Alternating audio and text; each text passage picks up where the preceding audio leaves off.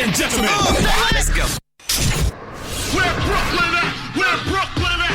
Where Brooklyn at? Well, actually, I live in Delaware now, so does that make me a Delawarean? Singing girl. You know, Beyonce is my friend in my head. Jay my people sometimes, too. Yeah. I mean, like, be true, man. You know, when I was a kid, I had an imaginary enemy. Like, does that make me crazy? Life as P, presented by Say What Radio. Hey there, this is Life as P. I'm your host, Phoenix Ash.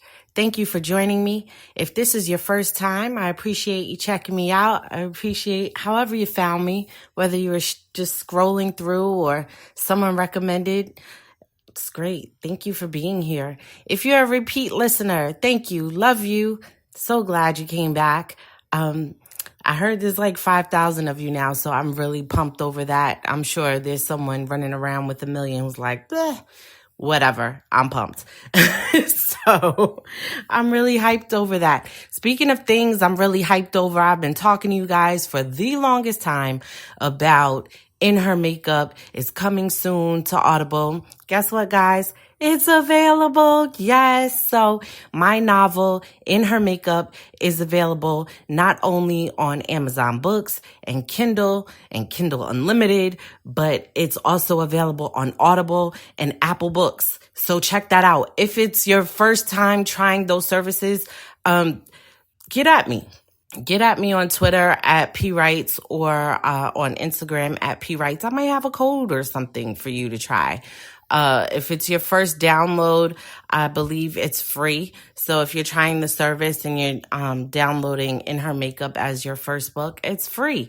So why not? Why not get a full-length novel for free? I'm hyped. This is stuff coming to pass. Finally, I feel like I can finally be like, look, I got some fruit for my labor. But what I want to talk to you guys this week about is that money or just the benefits that we think are upfront benefits. So there were a couple of situations that I feel like I'm learning, as well as my friends are learning and families learning, that you want to be leery of upfront benefits. And it's so crazy to me that I had decided on this topic before I read this book I just read. I think I read, what's it called? More Than a Crush. I think the author is Chelsea Maria. It was a dope book, really good. Available on Kindle Unlimited and Kindle. Yes, I promote other authors. Like, yo, if the work is dope, the work is dope. But it's funny that I decided on this topic and then read the book because the book covered the topic as well. And it's just being leery of those upfront benefits. I know when we're chasing our dreams, chasing our passions, or sometimes when we're running away from difficult situations or situations that are long past due, we're just like over them. We want to get out of them, want to do something new. And here comes this offer that we know just, it had to be heaven sent, right? It had to be, this is my blessing. And not that it's not your blessing, but it's not going to come like just perfect in its way, because I don't believe anything comes to you with just one purpose. There's several purposes behind it. So that thing that is your blessing, that is helping you, that is getting you out of this rut, there's also going to be some lessons learned from it. And some of those lessons are not going to be very easy. I had a job offer where they gave me a really large sign-on bonus, and the way they treated me through the whole recruiting process, they were so efficient. They were on top of things and really pleasant. And I was just so impressed. Like, oh my God, this place that I have been doing this other contract at doesn't have it together. And this new place is just, oh my God. All of that was a blessing to me because, one, I needed to make more money. Two, I needed that upfront bonus. And three, I needed to at least experience a recruiting process that was better than the recruiting process I had experienced prior to. Just to know what it looks like, because I I sometimes take contracts in recruiting. And so I just want to emulate good habits and know what's up. And I care about people that I'm trying to help get jobs and so forth. So this experience, I needed it. And then, so I got in the job and was like, what the F? Like a week in, I understood why I got that large upfront money, because there was a length of time you had to commit in order to not have to pay that money back. And, the time wasn't long, or at least it didn't feel long at the time of agreement. But after my first week, I was like, wait, I don't know if I want to stay here. I really don't. And guys, I'm going to be interrupted for a second. The alarm is going off and, I got to fix that. But anyhow, yeah, after the first week, I was like, what just happened? Did I just agree? What? I felt did I sign my life over for some money? It was really difficult, really hard to adjust. There was a lot of information being thrown at me. My first day on the job, I was on my way to work and got a speeding ticket. I hadn't even made it to coffee yet. I actually made the police officer follow me into the Dunkin' Donuts parking lot because I was like, I got to get coffee. And I damn sure going to need it after you give me this ticket because I don't know what you want. But I know you ain't pulling me over to say hi. So I'm like, oh, my God. Plus, I need to be in a public space. I'm still a Black woman. I got braids in my hair right now. And I'm not comfortable when the police pull me over and I'm by myself. I'm not comfortable when I'm with my husband, honestly, because I feel like, he's a target. But that's not my point today. So that was my first day. I got a speeding ticket and then it was crazy. It was like a comedy of errors. I got to where I thought I was supposed to be and they were like, nah, that office ain't here. What? This is the address that the recruiter gave me. This is where I'm supposed to be. Come to find out, no, they conduct this particular kind of business off site and I had to go somewhere else. So I had to contact the manager and get a new address to go somewhere else. So I did that, but I was told I had to be there at 8:00 and the person that I was meeting was not going to be there till 9:00. And they're like, oh, I'm sorry you came so early. What do you mean? I was told that this is what time the shift starts. That was my first day. And to make matters worse, my manager came to my location that day because it's an off-site manager and told me that I needed to get up to speed ASAP. I'm still trying to find out where the bathroom is and if y'all have a microwave so I can bring my lunch. And honestly, that set the tone for the job for quite a bit afterwards. It really did. It was hectic. It was nonstop. I was given a lot of responsibility very early on before I even fully understood the job. Before I had, a full 2 weeks training, I was just like on my own. And it was just way more information and way more reporting and just way more steps than I was accustomed to. And I started to feel like, do I still have that bonus money? Because I think I'm about to give it back. Honestly, that's how I felt. I wanted to give it back. And then, I toughed it through and was like, look, in all other circumstances, the commitment is not that long, and there was a purpose to you taking this position.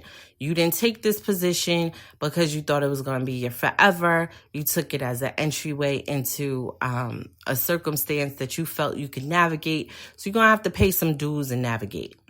And don't get emotionally connected. You understand that, this is a job. You took it with a purpose. It has something to offer you. It is not your forever. And all these things that are coming up against you are nothing but your reminders that this is not your forever. It's just your reminders that it's temporary.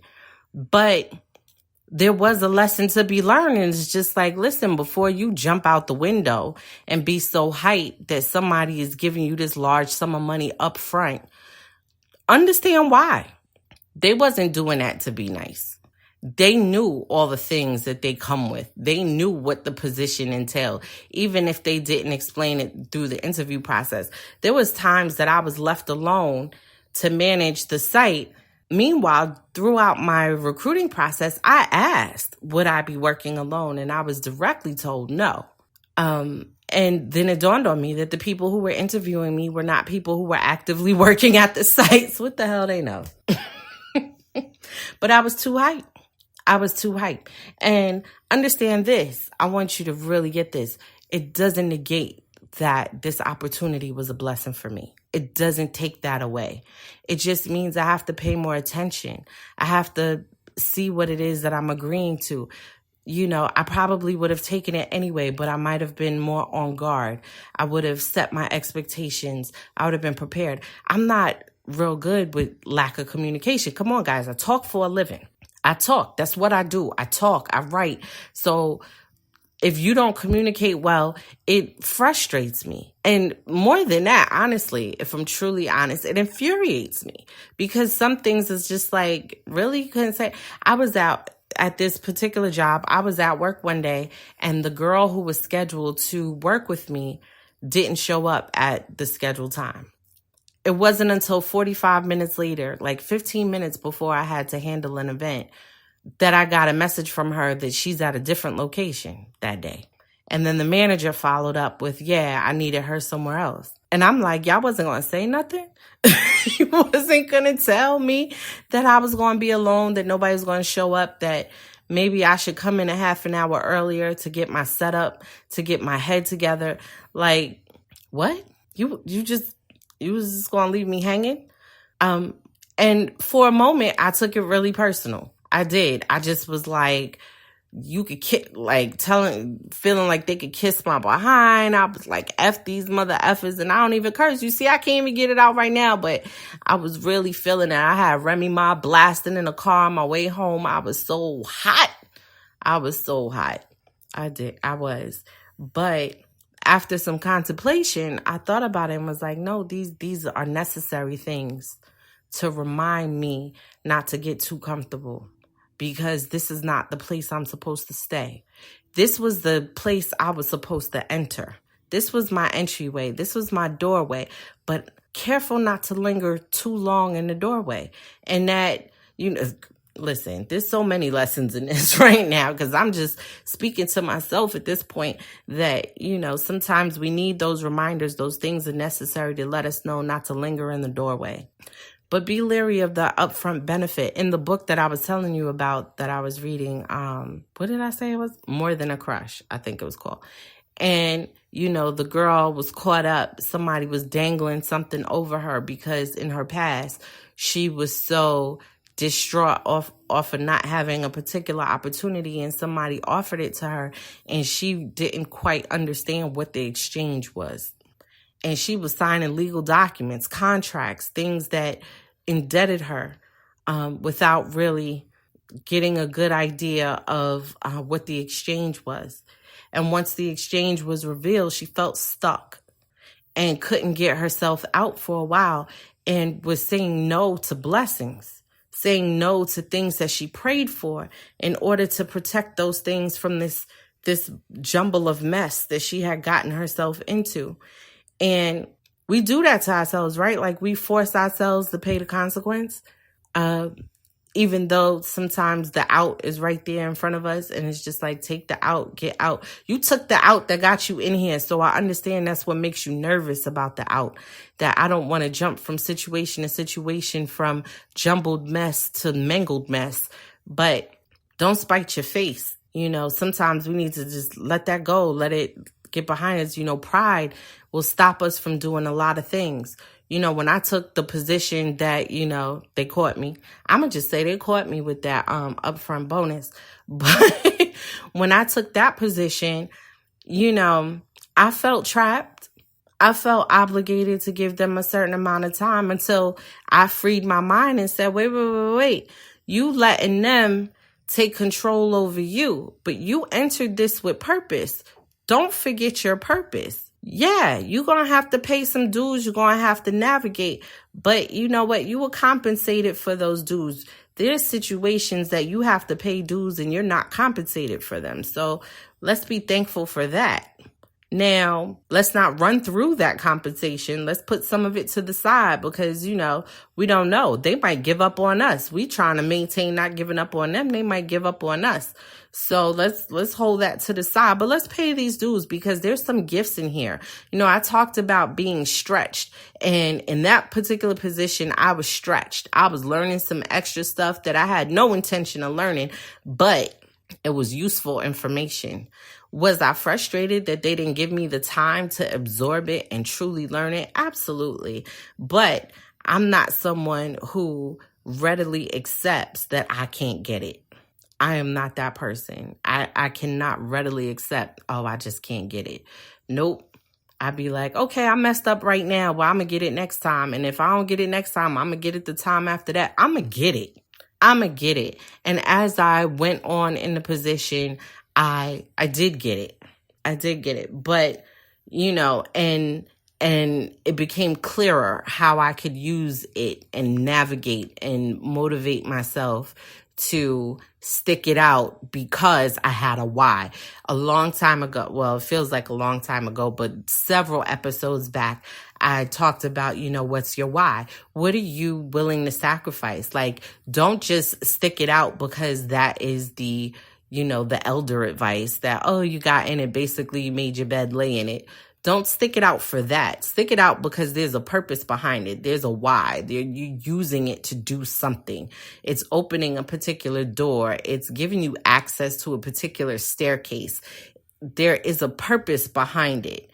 Don't stick it out just because if the situation doesn't change, how do you not get stuck in a rut? How do you not get stuck in a loop?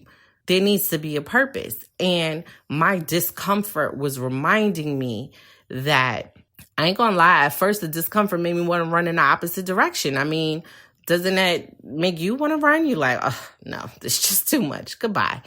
But having some time to think on it and truly evaluate, and this is why I say doing the vision board really helped, because once I did the vision board, I always had at the front of mind what my focus was, what my plan was, what I wanted for myself. And taking on that position was in line with, or I believed was in line with some of the things that I wanted. So I had to be reminded that this is not your forever. There's a purpose behind this. It did alleviate some stress in some other areas, but it created some stress in some new areas. So, but remember what you're here for, what you do this for. And if there was no why, if I found that it didn't align with what it was that I wanted or where it was I was going, regardless of the money, I would have to bounce. But I'd be mad that I didn't contemplate in the beginning, why y'all giving me so much money? What is it? Why are you giving me so much money and why upfront? What's happening? And why, particularly if they're saying you got to stay here a year in order to not pay this back, or you got to stay here 2 years. Some people get trapped with the tuition reimbursement. There's a couple of people in my life who are like, I want to look for another job. I don't really like this company, or I'm not happy with my manager, but I took advantage of the tuition reimbursement and I can't go anywhere for 2 years. Whereas, I'm like, well, if you found a job that not only gave you better compensation, but enough better compensation where it would cover what you would have to pay back, wouldn't you prefer that? And they're like, I never thought of it like that. And it's like, yeah, don't let it trap you. But when you're making that agreement for that tuition reimbursement, you're like, oh, I could do 2 years. And then they're crappy. And you're like, oh, damn, 2 years can feel like a lifetime when you're not happy. So just know what you're agreeing to. That upfront money looks so great. Think about back in the day. Well, back in my day, my old behind. But there was always a lot of beef with people in their record contracts because they would sign up for all this upfront money. And then once they got deep into the contract and really assessed what it was they agreed to, they realized that they might have said no to all that upfront money had they known what kind of debt they was going to incur. That upfront money is a trap. It's the trap. And sometimes we step in the trap on purpose. Like I said, I probably still would have took that position because of the things that I felt that it was going to lead me to. And it did lead me. But, you know, you have to know that you stepping in the trap. Know that you stepping into something. People not giving away money. They're not. They're not giving away all this awesome opportunity and then requiring you give a particular number of years of service in exchange because they think it's going to be an easy exchange. They're trying to make it worth it. They know it's difficult. They know they ain't got their stuff together.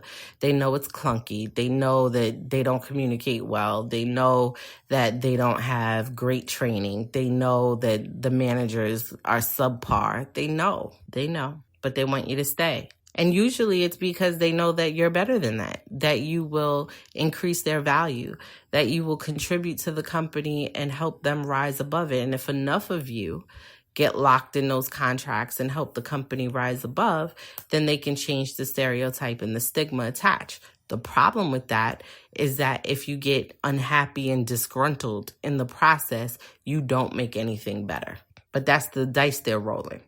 So when someone offers you, that upfront money, or, I talked about before that, I always prayed and wanted to be signed to a publishing contract. And I almost jumped out the window and signed the first one that was offered to me until someone suggested that I ask some questions. And I look around and I see who else. And they said, I know you received a lot of rejections prior to publishing, but now that you've published and now that you've done some things and now that you have some accolades and you have some things you can put behind your name, why don't you try again? And that's what I did. And thank God I did. And that's how I found my new publisher, because someone suggested, hey, why don't you reach out to these people? But I was getting ready to jump out the window because that's what I do. I be jumping out, child, all out the window. And I'm trying to reel that in.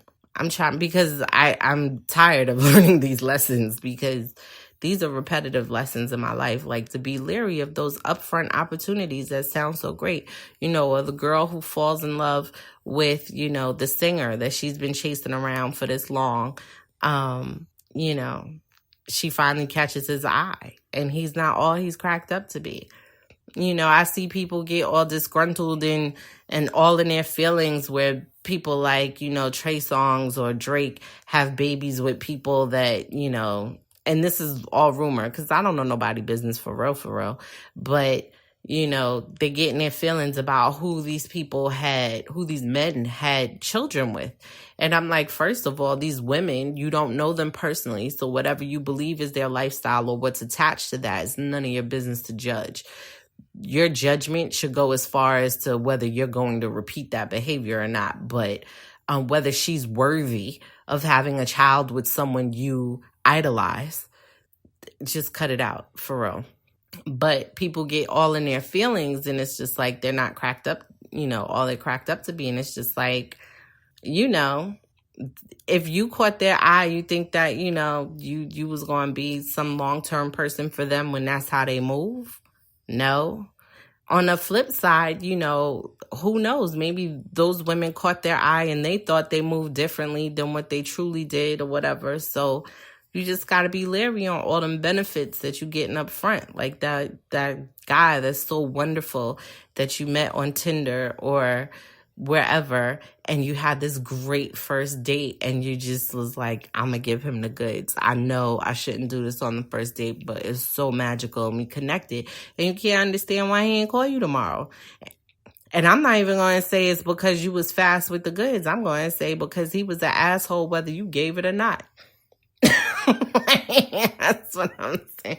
Saying, it takes a while for people to get to know each other. It takes a while, I say 3 to 6 months it takes for that guard to fall down, for that mask to come off, for us to truly start to see the signs of who people truly are, because it's exhausting pretending that you're someone else. The same thing with jobs and opportunities and contracts and stuff. It's exhausting pretending to be someone else. So things sound great up front, but if you give it a little time, if you investigate just a little bit more, you may find that that's not necessarily the opportunity for you. Like I said, I had the first publisher, we vibed great when we chatted or whatever. And it wasn't even like voice chat. And I'm old school. Like, I should probably talk to you. So that should have been my first school. Like, I never talked to her on the phone. It's kind of crazy. The contract is coming through or whatever. And it sounds great. But once I took my time, like it was suggested to me, and I started asking questions and I started looking around at what the benefits were to sign with a different company, I was like, oh, shoot, this is so not the opportunity for me. Particularly because when that person would get on like Facebook and stuff like that, how they represented themselves was their brand, and that brand wasn't in line with mine. It just wasn't. It wasn't how I wanted to be represented, and I would be off brand for them. And so it just wasn't a match. But, they was hype over me. I was hype over them. That almost, didn't work out for me. Thank God you need people in your life who's like, hold on. I know you hype, but hold on. So yeah, I just, be leery of those upfront benefits and, but don't discount the blessing. Don't think that because, things are getting a little hectic and haywire. Oh, I thought this was about to be so dope. That relationship that you thought was so wonderful, how it all of a sudden took a left turn and dude is crazy or got a crazy baby mother, or you find out he's actually married and you don't know how it happened. But I thought he was my blessing. Don't discount the pieces that were your blessing, because those lessons learned are blessings. They're hard, hurtful, but they're blessings because they empower you when you go forward. You got into the situation because you didn't have the knowledge, you didn't have the wisdom, you didn't have the wherewithal to be able to target what was going haywire. You had to be in it. But don't feel trapped. Don't feel stuck. Think about what your why is and think about what you're willing to sacrifice. Because if you're willing to sacrifice for just a short period of time, you can come out the victor. Sometimes we don't get out of situations because we feel like, oh, I invested my time, or I've been with this person for 3 years and I gave them. If you've been with them for 3 years and for a year and a half, they've treated you like crap, go ahead and get out of that. Go ahead and get out of it. It ain't what you thought it was. Learn the lesson and go to the next spot. And the next spot could just be loving on yourself. But, take your time, investigate, be leery of those upfront benefits. You might find somebody or a situation that is just truly glorious. And I hope you do. But, be on guard for a little while. Just for a second, just pay attention. Don't close your eyes. Don't close your eyes. Just pay attention. Look around. Take note. Internalize some things. Figure some things out. Match it up. Look at what's going on around you and match it up with the things that you want and the things that you desire. And then ask the question, why? And what does this mean? What does this mean for me? I had to learn that hard way a couple of times. And I feel like there's people in my life, particularly with that tuition reimbursement, that thing is just, woof. And there's a lot of companies doing away with that. There is. There was one company I worked for that only does tuition reimbursement if you get an associate's degree. Well, I got a master's, so that ain't no good to me. I don't know. Just be leery. Just pay attention because, your dreams are going to come to pass. The things you hope, wish, prayed for, the things you're chasing for, the things you're working for, they're going to come to pass. And they're going to come to pass in all kind of ways. All kind of ways. Just pay attention.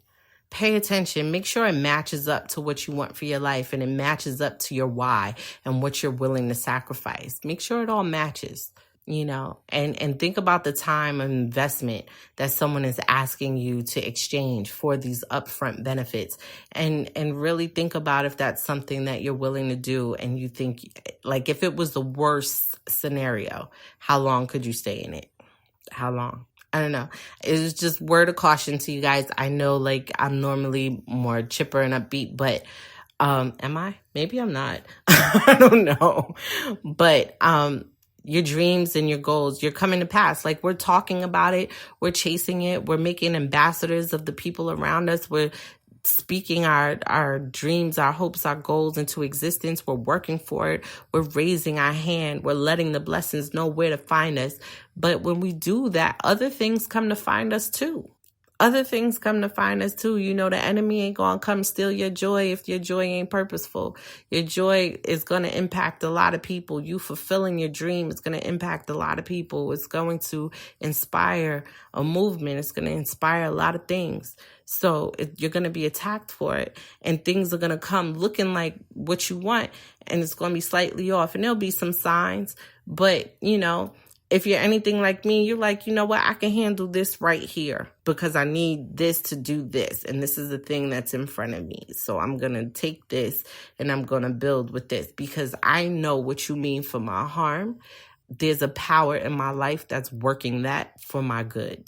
So it's just what I'm willing to sacrifice. What steps am I willing to make? But I still need to pay attention. I still need to open my eyes. I still need to evaluate and analyze the situation in front of me because some things could just straight be avoided. Some traps you don't have to walk into, particularly if they're not things that you're willing to commit to. You don't have to walk into them. Don't ever think your destiny is tied up in one person's pocket or in one company's offer letter or one situation.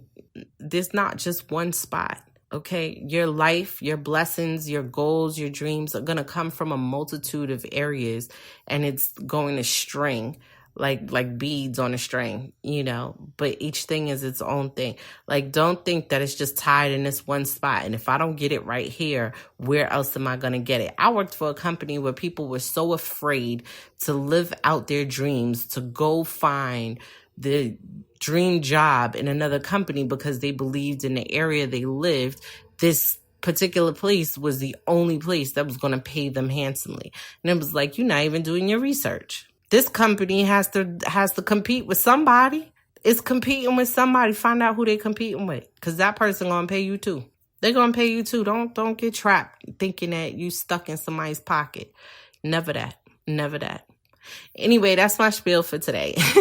Thank you so much for joining me. I appreciate all the love and support you guys have given me. I'm so happy. In Her Makeup is now available on Audible and Apple Books, still available on Amazon Books and Kindle. Long Neck Bottles, my nonfiction book about my commitment to writing full-time, is also available on Amazon Books, Kindle, and Audible and Apple Books. I'm so excited about that. I feel like I'm building up my my repertoire. Is that what it's called? I don't know. I'm building stuff up. Soil Sheets is coming back. Okay, so for you guys who were planning to get it and didn't get around to it, no worries. It's being repackaged. It's going through a couple of tweaks, so it's not totally different, but there's going to be some ads in there. You know, and it's going to be rebranded, represented by my new company. I'm so excited about that. We got a lot of good things coming down the line. A lot of good things. You want to talk to me? Get at me. At P Writes on Twitter, at P Writes on Instagram. You can find me, Phoenix Ash, on Facebook, but honestly, I don't know how engaged I am sometimes. So I feel like Instagram Messenger and Twitter. That's probably the best bet for me. But yeah, get at me, talk to me. What you want to talk about? Let's chat. All right, thank you so much for joining me. Until the next time when we can exchange power. Peace.